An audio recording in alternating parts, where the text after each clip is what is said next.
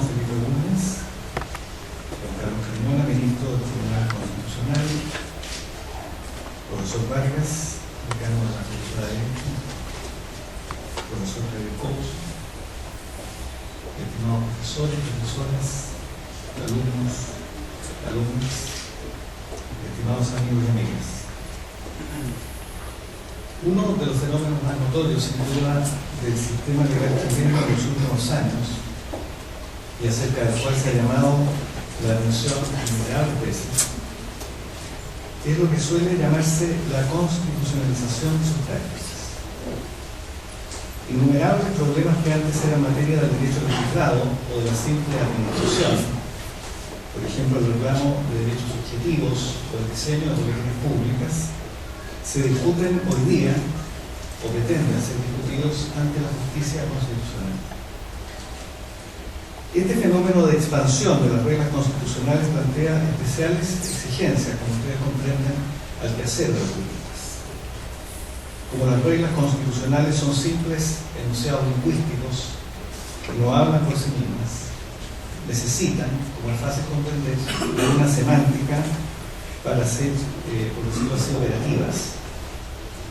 De ahí entonces que, como se ha dicho también innumerables veces, una constitución es la suma de un texto dotado de autoridad por una parte y de una práctica interpretativa que permite dirigir su sentido por otra parte. Una práctica interpretativa, como la que se requiere para que exista genuina constitución, sin embargo, no surge de un día para otro, sino que es el resultado del esfuerzo cotidiano y del diálogo y la confrontación de ideas entre los juristas, quienes así van poco a poco construyendo esa semántica que yo mencionaba, que es casi la mitad de la Constitución. Después de todo, como sea una Constitución, depende en porciones casi equivalentes, diría yo, del texto dotado de autoridad con que contamos y del quehacer de quienes se abocan entre ellos.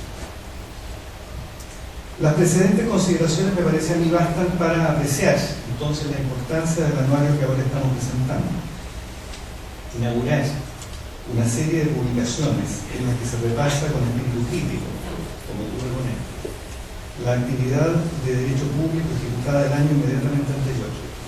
Tiene una importancia difícil de exagerar para la tarea de construir poco a poco esa semántica que es, como veíamos recién, imprescindible a la hora de contar con una genuina constitución. Contamos en nuestro país, sin embargo, cabría preguntarse, con una semántica constitucional de la índole que menciono, que oriente y a la vez limite el trabajo de las autoridades y de los jueces constitucionales. Un análisis somero de algunos de los trabajos del volumen que ahora presentamos muestra, me parece a mí, que esa semántica está en plena construcción y que el aporte de este anuario, entre otras cosas, es justamente participar de ello. Una lectura de este volumen muestra en efecto que los juristas en la esfera del derecho público chileno todavía vacilan acerca de cuál debe ser la correcta actitud interpretativa que deben adoptar ante las reglas constitucionales. Como ustedes sin duda recuerdan, en el Tratado acerca de la naturaleza humana, en el libro tercero, sección segunda, para ser más preciso, aquella parte donde Hume habla de la virtud de la justicia, Hume sugiere distinguir entre la labor de justificar una regla, por una parte, y la labor distinta, dice él, de justificar el caso que cae bajo ella por otra. Una cosa, insiste Hume, en el tratado acerca de la naturaleza humana que estamos citando, es preguntarse qué tan correcto es un sistema de reglas. Y otra cosa distinta, dice este autor, es preguntarse qué acciones quedan cubiertas por él.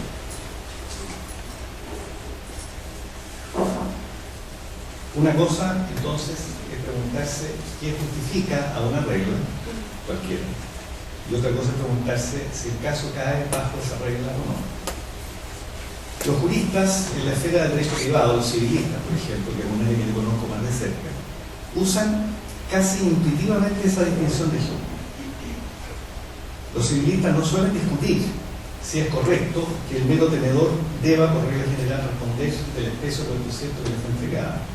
Ellos más bien discuten si en un caso particular se cumplen los presupuestos de la regla. Por ejemplo, se cuidan de analizar si se trata efectivamente de un mero tenedor o o si el cambio era procededor, o si la cosa era o no una especie de cuerpo cierto. Lo que no discuten son las razones que amparan a la regla, sino que lo que discuten es el caso que cae bajo la regla. En otras palabras, y por regla general, los juristas de derecho privado tienen una actitud más bien acrítica o dogmática respecto de las reglas, y en cambio abusan su ingenio a la hora de examinar si un caso cae o no bajo él. Por decirlo así, los juristas de derecho privado parecen distinguir casi intuitivamente lo que aconsejaba Hume, o sea, entre las razones que pueden esgrimirse al amparo de las reglas, las razones internas del sistema legal, y las razones que amparan a las reglas, que son razones externas, como ustedes comprenden, al sistema. Por ejemplo, que usted compró un bien es una razón interna para que alguien deba entregarse, pero esa no es una razón externa que confiera legitimidad a la regla neutral. Y la regla que confiere legitimidad a la compraventa no es una razón para que usted deba entregar ninguna cosa.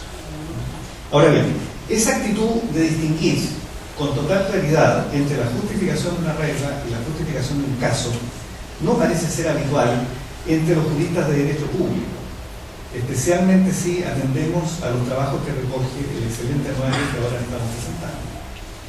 En la mayor parte de estos trabajos, en efecto, se entrelazan ambos tipos de razones, tanto las que amparan las reglas como las que se escriben para juzgar los casos que quedan bajo ellas. Por decirlo así, cuando uno lee algunos de los trabajos de este anuario, es como si en el ámbito del derecho público, especialmente en el ámbito del derecho constitucional, las razones que amparan a las reglas fueran las mismas razones que debieran echarse mano a la hora de examinar los casos que caen bajo. Un breve vistazo a un par de artículos que se incluyen en este anuario permite probar esto.